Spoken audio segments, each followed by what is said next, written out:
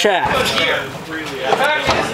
on the end of a sprocket that comes from the winch way up into the front of the truck, and it comes back to this little cog here with a chain attached to it that runs way across the drive shaft over to a bigger sprocket that's attached to the transfer case. Now, as the transfer case goes through first, second, third, and fourth gear or reverse, you get variable speeds for your winch. As you can see, it's hooked up with a 1/2-inch dirt bike chain, and probably one of the slickest setups you can have on a Land Rover.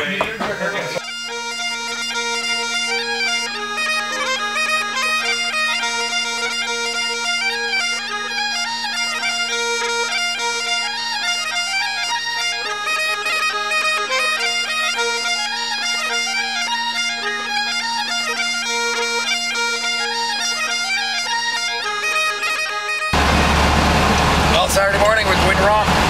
Excuse my voice. Really late last night. Really late. We're down at Bruce's, had a good time chatting with some of the Winter Romp crowd. We've had a refreshing sleep for about 2.5 hours, and we're on our way down to Big G's for breakfast. It's going to be a great breakfast. That's the great thing about Winter Romp. Beautiful breakfast at Big G's. We're running a little late, largely due to our inability to get up this morning. But anyway, it's a beautiful day out, sunny, not even all that cold. Truck's running great, started first crank this morning. So I think we're pretty enthused, and we'll check in a little later. Yeah. Well, we've had far too much to eat at Big G's. I can attest to the fact we've had far too much to eat.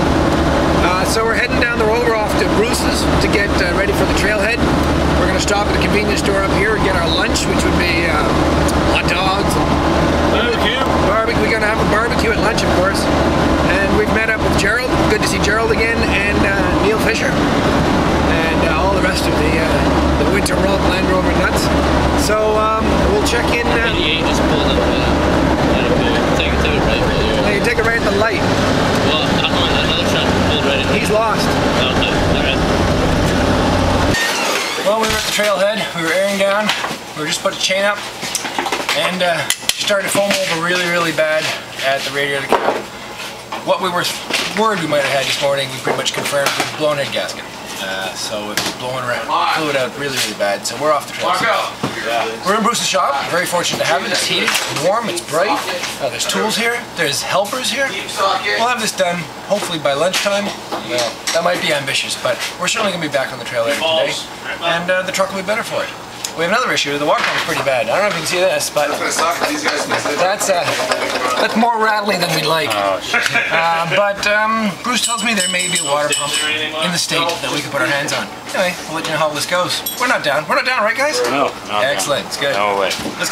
Okay, we're ready for the lift. Nick's ready. Pull ahead. We've taken everything off. It's been, what, maybe 15, 20 minutes? Yeah. We're doing good. All right, Nick, haul that puppy out of there.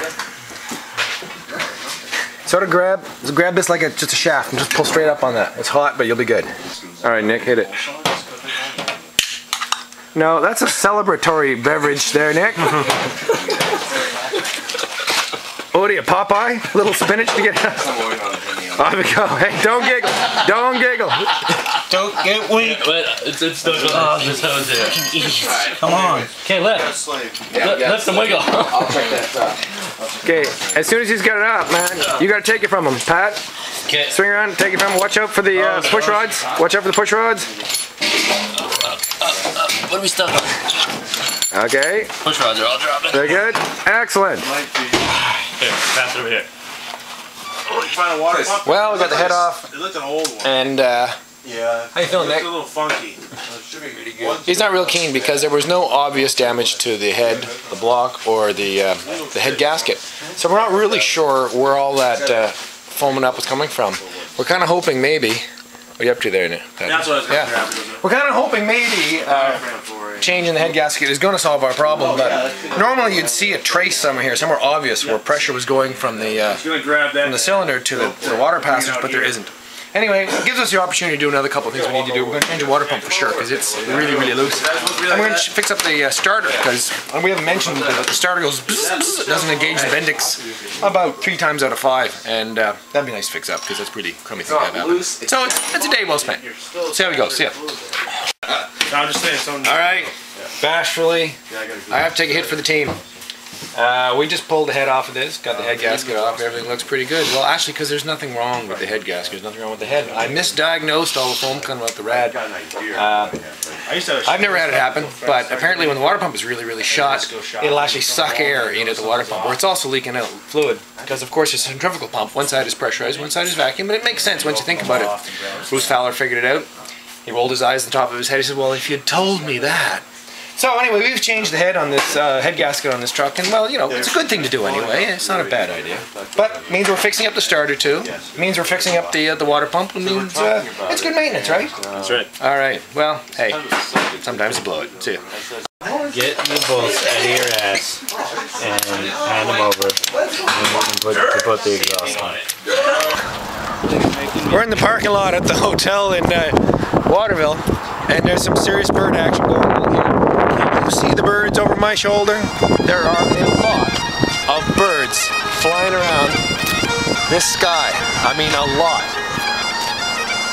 That is really, really freaky.